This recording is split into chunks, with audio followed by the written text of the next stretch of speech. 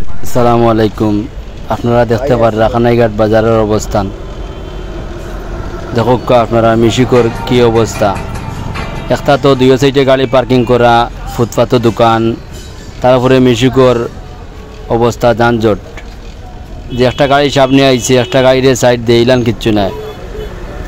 তারাও বুঝে যে একটা গাড়ি কত সময় দম লইয়া দেখো আমি একটা গাড়ি পাস লইলাম, তারপরে ওইটা মানে এখগুর ব্যবহার কানাইঘাট বাজারও আসেন, কিন্তু মিশুকর ড্রাইভার যেটা আসেন ইতার লগে একটুটা বুঝাপড়া করিয়া তারা জেলা সুন্দর একটা শৃঙ্খলা করা যায়। তারপরে আইলাম ও আনাজাটির ইনো আইয়া তো আর দেখা যার ফুটপাথ দোকানদারে করা, তারপরে মিশুক, তারপরে সিএনজি।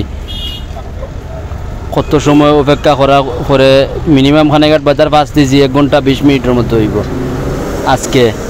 মানে ওলান অবস্থা কানাইঘাটের বাজারের। একটা তো রোডও ফুটপাথর দোকান বইয়া বনো, তারপরে হয়তো একটা পিক আপ সামনে আছে রং পার্কিং করিয়া লইয়া বনো, তারপরে তো দুই সাইডে আছে ও আপনারা দেখতে পারা স্ক্রিন এই পিক আপ যেটা।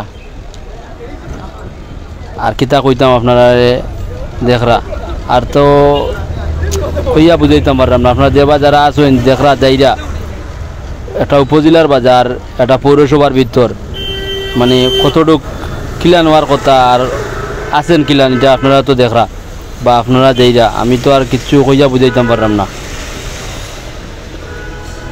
রং পার্কিং যেবা যাও খালি রং পার্কিং, দুই সাইডে গাড়ির ঝামেলা, তারপরে কোনো শৃঙ্খলা নাই। ও দেখলাম আমার সামনে একটা বাইরে আমি